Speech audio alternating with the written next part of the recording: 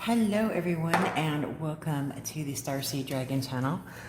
We are doing weekly readings, something new, right? This reading is for Capricorn for the week of October 29th to November 4th. So if you have Capricorn in your chart, something might sing to you in this reading, right? If it doesn't sing to you, then just leave it. It's not meant for you, right? This is a general reading. It's not going to apply to everyone. But let me know in the comment section below if you enjoy these readings and want me to continue to do them so that I can gauge the engagement level of weekly readings. So I can determine whether or not this is something I want to continue doing. Other than that, let's get to it. Capricorn, October 29th to November 4th. I am going to switch up my decks every week. This week, I am using the Good Tarot, as you can see, and I'm going to clarify with the Luna Somnia tarot deck. And we're going to pull an oracle from Into the Lonely Woods and the Moon Witch oracles. Okay.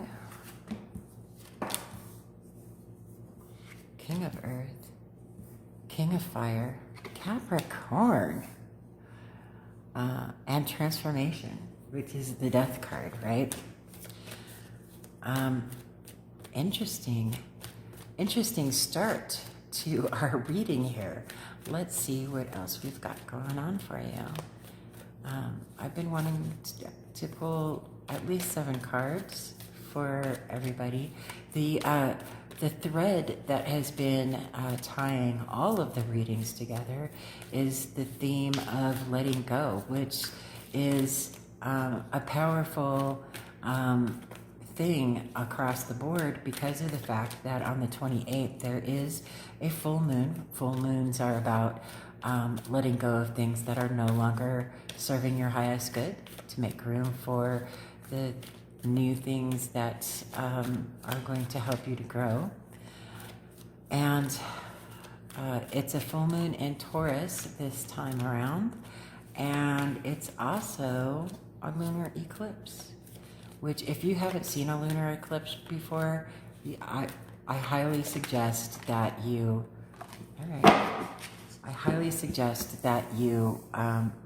set your alarm just to run outside in your pajamas like I'm going to, and look at the beautiful lunar eclipse. They are gorgeous. Capricorn, looky here. Okay, and we have exactly 7. Interesting. Okay. So we have the King of Earth, King of Fire, Transformation, the Page of Fire, the 9 of Fire, Strength, and the 8 of Earth. So the 9 of Fire is also known as the Wounded Warrior, right? And I'm going to talk to you while I'm pulling your oracle cards. And, you know, the Wounded Warrior has been through many, many battles. You've been through it, right? And you still got a little bit of fight left in you, but, you know, you need to be careful because of the fact that the 10 of Wands follows the 9 of Wands, or in this case, fire, right? And the 10 of Wands is about being overburdened, right? So the King of Earth speaks to, as you know, the court cards usually represent human beings or the energy of a human being, right? So this could be people coming in or leaving your life or inspiring you in some way. People who have these types of energy. The King of Earth is the wealthiest king. He is about abundance. He's ruled by Taurus. So very methodical, very fixed energy, right? And very solid in his foundation. the King of Fire he's the builder, right? He's the one who takes action upon the plans that have been laid, and he puts those plans into motion, right? So this speaks to, wanting to find your abundance and your stability in your abundance. But in order to do that, you need to take action to do so. Once you start going into motion, though, this transformation is going to happen. And, across the board, every human being is going to be going through serious transformations. So there's no need to fear this death card, right? It's all about kind of shedding your skin, right? Like a snake shedding their skin. They have to let go of their old way of being, let go of their old life, and transform or level up to a new life, a new way of thinking, a new way of doing things, right? So taking action on creating this stability in your abundance is going to transform you. It's going to change the way you look at the world, the way you look at yourself in the world. And this Page of Fire, it's bringing a new inspiration, new passion into your life. And you're going to start seeing things with a new outlook, right? A new understanding, even wonderment, right? The Nine of Fire here, the Wounded Warrior, this is, you've gone through it. You've struggled. You've still got some fight left in you, and you're powering through it with the Strength card. The Strength card is about having that inner strength, the softness. Grandma always says, the softer the touch, the stronger the arm, meaning that the more kindness and love and gentleness that you show to yourself and give to yourself, the more you are able to bring that specific strength out into the world and show kindness and love and soft persuasion towards others. The Eight of Earth is about, this is a Capricorn card. It's about hard work, mastering a specific skill, right? It's all about the mastery of a specific skill and having power within that, right? Having power over that specific skill set that you've been so diligently studying and maturing on and improving upon and mastering in order to create this stability and abundance. And I gotta tell you, Capricorn, you guys are really the most stable sign there is, right? The most focused on being the rock, this stability, the hard worker, the strong parental figure, right? So let's clarify this King of Earth.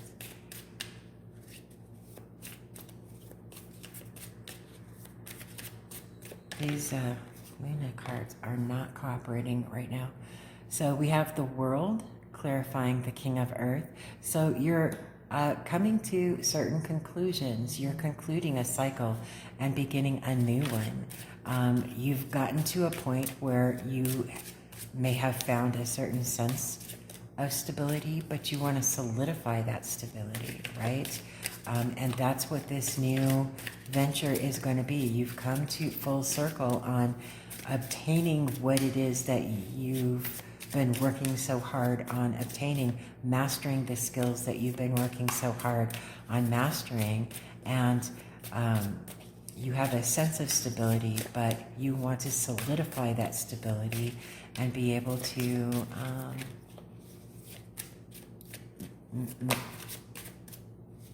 make it part of your world, right? So clarifying the King of Fire is the Queen of Swords. The Queen of Swords, she's the assassin of the deck, right? She's the one who will cut out all of the BS. She's all about honesty, truth, logic, strategy. She can spot a lie from a mile away, right? She's all about being true to oneself. Being true to yourself by taking the necessary actions to solidify the stability that you have gained is going to help you to be more flexible in the future, right? Once you get to that point of satisfied with the level of stability and how solid that stability is, then the more you can kind of relax within it and be able to enjoy the ride, right? So clarifying transformation is the Ace of Pentacles. And the aces are gifts from the divine. This is Pentacles is about everything to do in our 3D earth world, right? So this is going to, the actions that you take are going to change your world and transform it into something that's more to your liking. The Page of Fire is clarified by the Five of Wands. You've been practicing that action, the actions that need to be taken. Nine of Pentacles is the freedom, creating your own freedom, your own independence. And the Magician is you have all of the tools that you need in order to create and solidify this stability that you are seeking within your life, right? So let's clarify the Nine of Fire. I know it gets tiresome sometimes, and you know, especially going into the winter months, don't you think that it sometimes gets to be a little bit much towards the end of the year, and you're like, when am I going to be able to rest? Okay. So the Nine of Fire is clarified by the Five of Swords and the Six of Swords. This is really interesting. So you've been going through some mental challenges, some challenges in your own logic, in your way of thinking, maybe some mental stress that has been going on. But then the Six of Swords speaks to going from chaotic waters into calmer waters. You're going to find some clarity and some victory. Sixes are about home, stability, charity, equal give and take, reciprocity, right? It's about being fair to yourself as well as fair to others and moving on from a chaotic state of being into a calmer, more harmonious way of being, right? Let's see about this inner strength we've got going on for you. Very interesting. I think that once you see that and start feeling that sense of freedom, that sense of independence and joy that you're seeking, you're going to move away from any of this tiresome, worrisome kind of mental stress and struggle. So the Knight of Swords is clarifying the Strength card. He's, all about, he's the fastest moving knight, right? He comes in, sword ablazing, and things are going on with him. He's just boldly going, right? He's just charging right on in there and just going for it. But this also speaks to be careful about being too brash. Some people may think that you might be a little too blunt for their liking, right? And that could rub people the wrong way. I know I am a pretty direct person in my life, and I don't often sugarcoat things unless I can sense that somebody that I'm communicating with prefers to have things a little bit sugar-coated. Then I pay attention and I try to sugarcoat for them. But at the same time, that's just not how I personally communicate, right? So be careful with how direct you are with others. And the Four of Pentacles is clarifying the Eight of Earth. So this speaks to stability in your material world, which is what you've been mastering. You've been working so hard at mastering and trying to find within your life, within your world. That's something that you strive for, Capricorn, right? So we got two of each oracle. So the first one is the Into the Lonely Woods deck. Let's see what we got here. We have number 23, the Beneath opens up to you. So this speaks to soul searching, right? I will read from the guidebook too, because I love the messages in this guidebook. And we got, oh, there's another sign that got this card. Number 6, drink from your own well, water your own garden. That speaks to this strength card, being kind to yourself and loving to yourself, right? In order to be able to bring that out into the world. So let's start with number 23. Okay. Here we go. I love these cards so much. The Beneath opens up to you. Your heart did not close, even though you were no longer in the small and safe spaces of the surface world. Into the great depths you plunged. Your soul a tattered, your heart in pieces, your hands closed and tight. And now look at you. You have found your way in the endless beneath. Your hands have a gentle touch, and you draw to you the shyest of creatures who know you are above all an ally, kin, and friend to their rare nature. You have found a home amongst all the other misfits in the world, or all the other misfits the world gave birth to, and you are creating your own destiny, which is clear, brighter, deeper, and more filled with joy and blessings than you could ever have imagined. Dive down into the hidden places, bright soul, and ready your heart for waves of joy. Isn't that gorgeous? That really speaks to that 9 of Wands, 9 of Fire energy, right? And that struggle. And also the 5 of Swords that was clarifying it, right? Let's look at number 6. This one is a beautiful one as well. They're all beautiful in this deck. I just saying. Might be a little biased. I don't know. Number 6, drink from your own well, water your own garden. When we are alone, we learn how to not take our inspiration or sustenance from others. We do not drink from their wells. We do not feed from their cauldrons. We do not need anyone else's energy to generate our own. We can create our own energy, find the source of the spring within us, and begin to drink from that and discover who we are when we are most ourselves. Within you is the spring. Drink from it. Within you is the garden. Water it. Find the source within you. Do not seek inspiration elsewhere. This is not the time for that connection. Now is the time to follow the path until you discover the grail of the self and become your own light. Isn't that beautiful?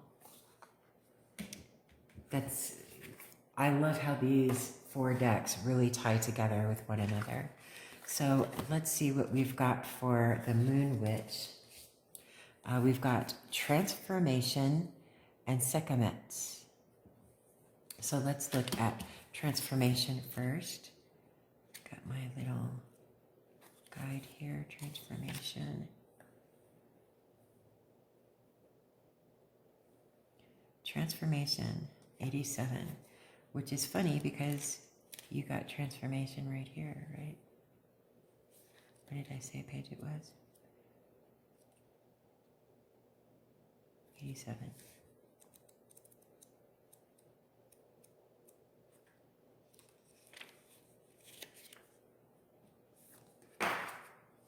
Okay. I hope you can see all of that. Transformation. Shed, let go, make room for greatness. When something no longer serves you, it holds you back from achieving your full potential. We all have a set of beliefs, habits, goals, ideas, layers, and masks that we grow up with. These are typically things society projected onto us. They feel familiar and safe, but as you shift your focus and change directions, many things are no longer helpful. It is okay to let them go. It is okay to admit that something no longer serves you. It is okay to change. Change is required for growth. Take an honest look at all the areas of your life, health, career, relationships, spirituality. Is there something that is holding you back? Is there something you want, but you are scared to let go of? Be gentle with yourself. Growth can be so much, growth can be painful, but it is always worth it in the end. There is so much potential and greatness within you. Do not let anything or anyone stop you from achieving your dreams and your highest self. In the process of letting go, you will lose many things from the past, but you will find yourself. Deepak Chopra. And Sekhmet.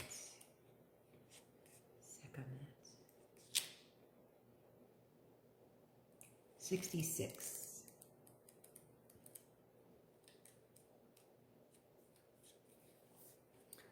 Okay.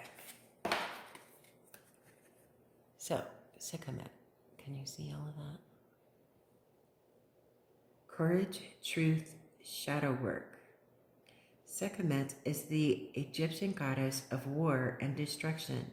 She is the daughter of Ra, the Egyptian sun god, and was once called the Eye of Ra. Egyptian mythology tells the story of Ra's attempt to punish humanity by sending down his daughter in the form of a lioness. It was only when she reached Earth that she became Sekhmet, a name which literally translates as the powerful one. Sekhmet is a lioness. She is fire. She is courage and bravery. Though Sekhmet is not considered a moon goddess, her dual nature is deeply connected to the moon. In fact, the ancient Egyptians believed that Sekhmet took over the sun during the day and gave birth to the moon at night. Sekhmet inspires you to live fiercely every single day, to follow your path, to speak your truth, to know your worth, and to unleash your rightful rage. Be ferocious and courageous as you awaken the lioness living inside you. Sekhmet also reminds us of our dual nature, our femininity and masculinity, our love and rage, our joy and sorrow. We are complex beings, and we do not have to choose between one extreme or the other. All of it can live within us at the same time, and it is okay. As the dark goddess, Sekhmet helps with shadow work. She can guide you to the darkest parts of your soul. All you have to do is ask her for help. Sekhmet is always here for you. You know, it's awfully funny that this is talking about shadow work because I just did the Sagittarius reading, and um, uh, it spoke also about shadow work, doing shadow work. So that might be of interest to you. If this sings to you right here, you might want to check out the Sagittarius reading, because Sagittarius is awfully close to Capricorn, right? And sometimes things and energies just overflow into each other, right? I hope that you found this helpful, that you got some sort of insight, that it's saying to you in some way. If it didn't, leave it be. It wasn't meant for you. And I hope you enjoyed it either way. And let me know in the comment section below if this is something that you would like to see on a regular basis, so I can gauge the engagement level. Don't forget to like, share, subscribe, all that business. And I hope you have a fabulous day and a wonderful week. And I will see you on the next video.